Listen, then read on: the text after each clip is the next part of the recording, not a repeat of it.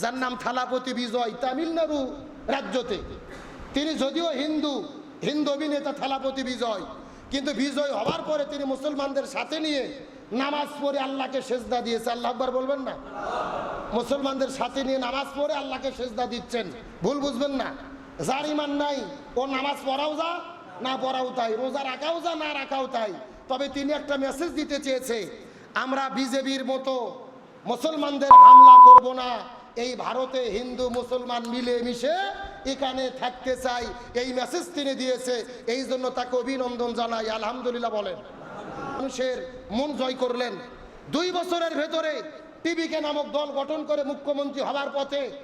আর এই বিজেপি সন্ত্রাসীরা মুসলমানদের মারতেছে। আমরা বিশ্বাস করি আজ হোক কাল হোক ওই জালেমের পরাজয় হবে ইনশাআল্লাহ। তাহলে আমি আপনাদের বলতে চাচ্ছিলাম 3 নম্বর হলেন, 4 নম্বর হলেন রাজনৈতিক ইবাদত। রাজনৈতিক ইবাদতের মূল কথা জমিন যার আইন চলবে তার। জোরে বলেন জমিন যার। আল্লাহর আইন জমিনে কায়েম করা ছাড়া শান্তি। আল্লাহ সুবহানাহু ওয়া তাআলা এই জমিনের মধ্যে শান্তি কায়েম করার জন্য যুগে যুগে অসংখ্য নবী রাসূল দুনিয়ার মধ্যে প্রেরণ করেছেন। আর প্রত্যেকটা নবী রাসূলের মধ্যে আল্লাহ ওই আসমানি গ্রন্থ দিয়েছেন, ঐশী বানিয়ে দিয়েছেন। আল্লাহর বিধান যারা মেনে চলবে আল্লাহ তাআলা তাদের জন্য শান্তি রেখেছেন। যেই কথা আল্লাহ তাআলা কোরআনুল কারীমের মধ্যে চমৎকার করে বলেন, ফামা তাবিয়া হুদায়া ফালা খাউফুন আলাইহিম ওয়ালা হুম ইয়াহজানুন।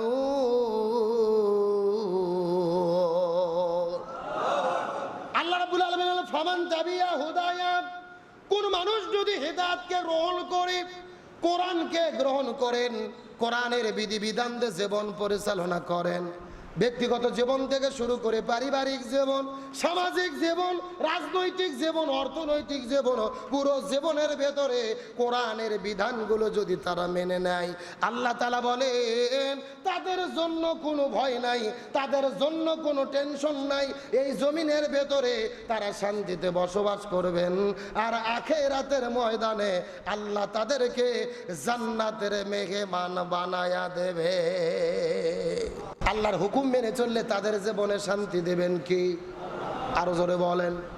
যেই কথা আল্লাহ তাআলা কোরআনুল কারীমের মধ্যে বলেন, ফালিয়াবুদু রাব্ব হাযাল বাইত, এই ঘরের যদি কেউ ইবাদত করে, এই ঘর মানে বলেন কাবা ঘর।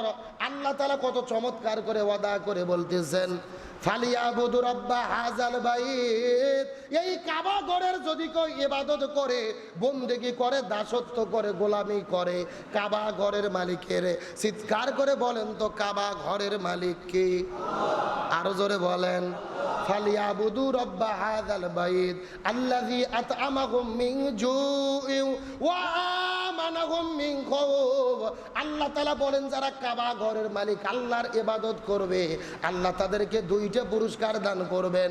1 নম্বর হলো যখন তাদের ক্ষুধা লাগবে আল্লাহ তাআলা তাদেরকে খাদ্য দিয়ে দেবেন। আর যখন তারা বিপদে পড়বে এই বিপদ থেকে আল্লাহ তাআলা তাদেরকে হেফাজত করবে। ফালিয়াবুদু রাব্ব হাযাল বাইত, যেই মানুষেরা এই কাবা ঘরের মালিকের ইবাদত করবে আল্লাহ বলেন আমি 2টা পুরস্কার দেব। আল্লাযী আত'আমাহুম মিন জু'ইন ওয়া আমানাহুম মিন খাউফ, তাদের ক্ষুধা লাগলে আমি আল্লাহ খাদ্য দেব। আর যখন তাদের কোনো বিপদ হবে আমি বিপদ থেকে রক্ষা করব। সুবহানাল্লাহ বলবেন না? তাহলে আমরা যদি আল্লাহর ইবাদত করি বিপদ থেকে রক্ষা করবে কে? আর যদি আমরা বিপদে পড়েও যাই আমাদের মনে রাখতে হবে ইমানদার হিসেবে ইমানদারদের ইমানের পরীক্ষা গ্রহণ করে কে? আর ইমানের পরীক্ষা দিতে দিতে যদি আমরা জীবনও দেই আল্লাহ আমাদেরকে সম্মানিত করবে। আর যারা জালেম হবে, জনগণের উপরে জুলুম করবে, তাদের লাঞ্ছিত করবে কে? এই বাংলাদেশের একটা তুমুল বাগা নেতা তোফায়েল আহমেদ, নাম শোনেন নাই? সবাই চেনেন তোফায়েল আহমেদ, সাবেক মন্ত্রী। 1969 সালে ঢাকা বিশ্ববিদ্যালয়ের ডাকসুর ভিপি ছিল। বঙ্গবন্ধু শেখ মুজিবুর রহমানকে এই বঙ্গবন্ধু উপাধি এই তোফায়েল আহমেদ সাহেবী দিয়েছিল। তিনি বর্তমানে অসুস্থ, তার চেহারাটা বিকৃত হয়ে গেছে, একেবারে ভয়াবহ চেহারা। সোশ্যাল মিডিয়াতে তার চেহারা দেখলে কলিজার ভেতরে ভয় ঢুকতেছে যে কি চেহারা আল্লাহর বানাই দিছে। একেবারে পুরো শরীরটা শুকে, চোখ মুখ শুকে একেবারে চোখগুলো গোস্তের মধ্যে ঢুকে পড়েছে, ছোট্ট করে হালকা করে দাঁড়িয়ে রেখেছে, চেনা যাচ্ছে না। এটাই সেই তোফায়েল আহমেদ সাহেব। কি ভয়ঙ্কর চেহারা, ফিরাউনের মতো আল্লাহ শুটকি বানাইয়া ফেলেছে। আজকে তিনি বেঁচে আছে, কিন্তু তিনি লাঞ্ছিত, জুলুম করেছে। 1969 সালে আমাদের বগুড়ার কৃতি সন্তান শহীদ আব্দুল মালেক ভাই, আমাদের বগুড়া ধনির গোসাইবাড়ি উনি নেজার বাড়ি, ঢাকা বিশ্ববিদ্যালয়ে এই পূর্ব পাকিস্তানের শিক্ষা ব্যবস্থা কি হবে, ইসলামী শিক্ষা ব্যবস্থা কায়েমের জন্য তিনি ঢাকা বিশ্ববিদ্যালয়ে সেমিনারে বক্তব্য দিয়েছিল। এই তোফায়েল আহমেদ, হাসানুল কিনু, রাশেদ খান মেনন তারা একত্রিত হয়ে আব্দুল মালেক ভাইকে ইট দিয়ে, মাটাতে বাড়ি দিয়ে পিটাইয়া পিটাইয়া, থেতলাইয়া থেতলাইয়া, গিরিল দিয়ে ঢিল করে তার মাথা কানা করে আব্দুল মালেক ভাইকে শহীদ করে দিয়েছিল। আব্দুল মালেক ভাই শহীদ হয়েছে। এই বাংলাদেশ ইসলামী আন্দোলন যতদিন থাকবে, বাংলাদেশ যতদিন থাকবে, এই দেশের মানুষ তাকে স্মরণ রাখবে, তার জন্য দোয়া করবে। আর যারা জুলুম করেছে, অন্যায় করেছে, তারা বেঁচে থাকতেই এই জমিনে আল্লাহ তাদের ঘৃণিত করেছে। তারা মরার আগে মানুষ তাদেরকে দেখে সিসি করতেছে, তাদের জন্য ঘৃণার বদদোয়া করতেছে। এটাই হলো দুনিয়ার খেলা। যারা দিনের পথে থেকে শহীদ হয়, আল্লামা সাঈদী জীবন দিয়েছে, সে ব্যর্থ হয়নি। বাংলাদেশ যতদিন থাকবে আল্লামা সাঈদীর নাম আর ভালোবাসা থাকবে। আর যারা জুলুম করেছে তারাই বিদায় নিয়েছে, লাঞ্ছিত হয়েছে, কিয়ামত পর্যন্ত তারা ঘৃণা পেতে থাকবে। তার মানে বোঝা গেল হকের পক্ষে থাকলে নির্যাতিত হইয়া জীবন দিলেও সম্মান দেয় কে? আর জালেম হইয়া, বাতিল হইয়া, ক্ষমতা পাইয়াও কোনো লাভ হয় না, বরং ঘৃণিত হতে হয়। এই জন্য আমরা যদি আল্লাহর পথে থাকি, আল্লাহর ইবাদত করি, আমাদের ভয় নাই। ক্ষুধা লাগলে খাদ্য কে দেবে? আর বিপদে মুক্তি দিবে কে? তার মানে আমরা প্রকৃতপক্ষে যদি ইবাদত করতে পারি, আমাদের খাওয়ার কোনো টেনশন নাই। অনেকে কিন্তু চিন্তা করে খাবো কি, ব্যবসা নাই, চাকরি নাই, এবার ধান হলো না, কাল বৈশাখীর ঝড়, আলুর দাম নাই, এমন একটা পেরেশানি আছে না নাই?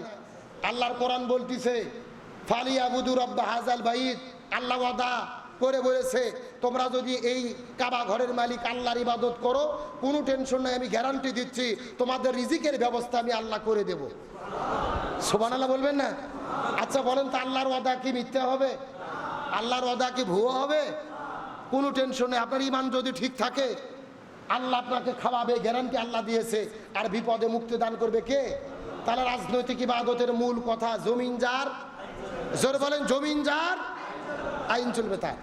এবং সর্বশেষ 5 নম্বর হলেন অর্থনৈতিক ইবাদত। জোর বলেন কি ইবাদত? অর্থনৈতিক। এখন প্রশ্ন আসতে পারে, হুজুর অর্থনীতির ভেতরে আবার ইবাদত ঢুকলো কেমনে? অর্থনৈতিক ইবাদতের মূল কথা হলো যাকাত ভিত্তিক অর্থনীতি। জোর বলেন কি ভিত্তিক অর্থনীতি? যাকাত ভিত্তিক অর্থনীতি। এখন বলেন বাংলাদেশে যে অর্থনীতি চলে এটা কি ভিত্তিক? কথা কয় না, সুদ ভিত্তিক। জোরে বলেন কি ভিত্তিক? সুদ ভিত্তিক। এখন এই সুদ ভিত্তিক অর্থনীতি দিয়ে আমরা যদি শান্তি কায়েম করতে চাই, জমিনে কি শান্তি হবে? এখন এই যাকাত যদি কায়েম করতে চাই, আমরা ওয়াজ করতেছি, বক্তারা, খতিবেরা, আমাদের ওয়াজ দিয়ে যাকাত কায়েম হবে? খতিবের খুতবা দিয়ে যাকাত কায়েম হবে? হুজুরের তাফসীর দিয়ে যাকাত কায়েম হবে? যাকাত কায়েম করতে গেলে কি লাগবে?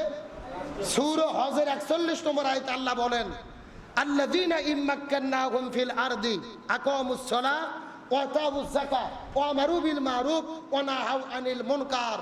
কোন ইসলামী দল মুসলমান নাম পরিচয় দিয়ে যদি ক্ষমতায় যায়, 4 কর্মসূচি বাস্তবায়ন করতে হবে। 1 নম্বর নামাজ বাধ্যতামূলক করতে হবে, 2 নম্বর যাকাত ভিত্তিক অর্থনীতি কায়েম করতে হবে, 3 নম্বর ভালো কাজ চালু করতে হবে, 4 নম্বর মন্দ কাজ বন্ধ করতে হবে। তার মানে বোঝা গেল যাকাত চালু করতে গেলে ওয়াজ দিয়ে হবে না, রাষ্ট্রীয় পর্যায়ে ইসলাম কায়েম করতে হবে। রাষ্ট্রের সরকার যদি ইসলামী সরকার না হয়, যাকাত কায়েম হবে? 1.5 বছর চলে গেল, ডক্টর ইউনূস, আমরাই তো ক্ষমতা বসাইছিলাম ভোট ছাড়া, যাকাত চালু করছে? কথা কন না কে? ডক্টর ইউনূস যাকাত চালু করবে, ও নিজেই হলো সুদের মাস্টার। কথা কন না কে? ও নিজে কিসের মাস্টার? ডক্টর ইউনূস নিজেই সুদের মাস্টার, ও যাকাত চালু করবে? বর্তমান সরকার যারা আছে এরা কি যাকাত চালু করেছে? চালু করেনি, করবেও না, বরং